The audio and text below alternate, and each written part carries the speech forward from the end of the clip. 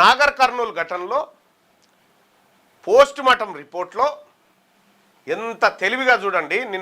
మొన్న నేను డిఎస్పీ గారి దగ్గర కూర్చుంటే చెప్పిండు కదా, సార్ ఆ రిపోర్ట్ రాని, పోస్ట్ మార్టం నివేదిక రాని, ఇది రాని అది రాని, వచ్చినాక మర్డర్ కేసు నమోదు చేస్తాం, లేకపోతే చేయమనేటువంటి మాట చెప్పిరుగా. అన్నట్టుగానే డాక్టర్లను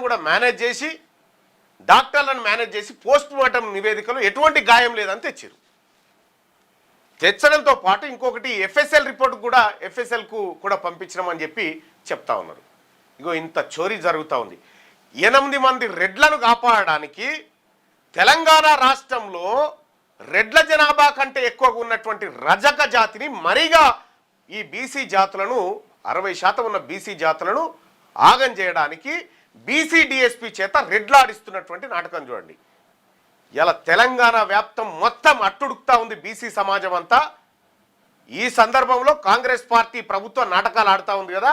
రేవంత్ రెడ్డి, నువ్వు మూల్యం చెల్లించుకోక తప్పదు. ఈ విషయంలో నువ్వు మూల్యం చెల్లించుకోక తప్పది.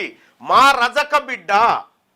రజక బిడ్డకు సంబంధించినటువంటిది నిన్న నాకు ఒక ఆయన మెసేజ్ పెడితే చాలా నాకు అది బాధ అనిపించింది. అంటే మా రజక సోదరుల కష్టం మీద ఇగో ఒక రజక సోదరు రాసి పంపిండు చూడు, ఎంత అద్భుతమైందో.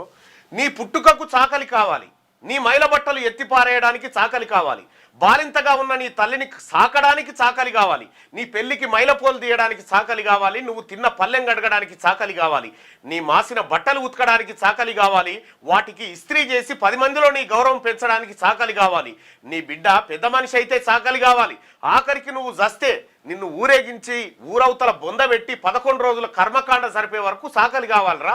నీ పుట్టుక నుండి చావు వరకు నీకు మైలంటకుండా నిన్ను శుభ్రం చేసేది ఒక చాకలి వ్యక్తిరా. ఆ చాకలి లేకపోతే నువ్వు భూమి మీద శుభ్రంగా బతకలేని నీ గబ్బుని నువ్వు శుభ్రం చేసుకోలేని చౌటవురా అగ్రకుల అహంకారి. వాళ్ళు ఉండబట్టే నీ గబ్బు నీకు తెలియక అహంకారం తలకెక్కి ప్రవర్తిస్తున్నావు. నీ అవసరం లేకపోయినా వాళ్ళు సంతోషంగా బతకగలరు. వాళ్ళే గనక లేకపోతే పుట్టుక నుండి చావు వరకు నీ ఒళ్ళు ఇల్లు మొత్తం కంపేరా అని చెప్పి ఇగో ఒక అతను పంపించిండు. నిజంగా ఒక రజక బిడ్డని 2 ఏళ్ల పాపని అగ్రకుల అహంకారం అసలు లోకమేందో తెలియక ముందుకే చంపి పారేసింది. హత్యాయత్నం నమోదు చేయమంటే రెడ్డి ప్రభుత్వం, అందుకోసమే ఇలా బీసీ ప్రభుత్వం ఉంటే ఈ 8 మందిని పండబెట్టి తొక్కి నారదీస్తుండే. అందుకోసమే ఈ రెడ్ల ప్రభుత్వం మనకొద్దు, ఈ దొరల ప్రభుత్వం మనకొద్దు, బీసీల ప్రభుత్వం వస్తేనే బీసీలకు న్యాయం జరుగుతుంది. ఇవాళ ఒక్క రజక బిడ్డ, నేను అడుగుతా ఉన్న బసవరాజ్ సారయ్య గారిని, నా రజక సోదరుడు, నా బీసీ సోదరుని అడుగుతా ఉన్నా, వాట్ ఈజ్ యువర్ స్టాండ్? ఈ ఘటన పైన నీ స్టాండ్ ఏంది? దీని పట్ల ఇప్పటి వరకు ఒక స్టేట్మెంట్ కూడా మీ నుంచి ఎందుకు రాలేదు? నేను బీసీ మంత్రులను, బీసీ ఎమ్మెల్యేలను అడుగుతా ఉన్నా, మీరు ఇంతేనా? ఇంకా రేపు పొద్దుగాల బీసీల ఓట్లు వద్దు కదా మీకు? ఇదే లాస్ట్ కదా మీ రాజకీయ జీవితం? వీర్లపల్లి శంకరన్న, నువ్వు ఆ జాతి నుంచి వచ్చినటువంటి మా బిడ్డవే కదా, రజక బిడ్డవే కదా, నీ స్టాండ్ ఏంది దీని మీద? మీరు స్పందించాలి. మీరు కుక్కిన పేర్ల లెక్క రెడ్ల దగ్గర మేము కావలి కూర్చుంటామంటే కుదరదు. చూడలేదా అప్పుడు వీర్లపల్లి శంకరన్న వెలమలంతా నీ మీద ఏం చేసిరన్నా? ఆయన బీసీల మేమే అండగా నిలబడ్డాం. వీళ్ళు ఎప్పుడు మీకు అండగా ఉండరు, వాళ్ళకు బానిసలుగా మార్చుకుంటారు మిమ్మల్ని. మీరు ఎట్టి పరిస్థితిలో మన వర్గాల వైపు నిలబడండి, మన వర్గాలే మిమ్మల్ని గెలిపిస్తాయి. వీళ్ళ దగ్గర ఓట్లు లేవు, ఏమీ లేవు, కేవలం బీఫామ్లు మాత్రమే ఉన్నాయి.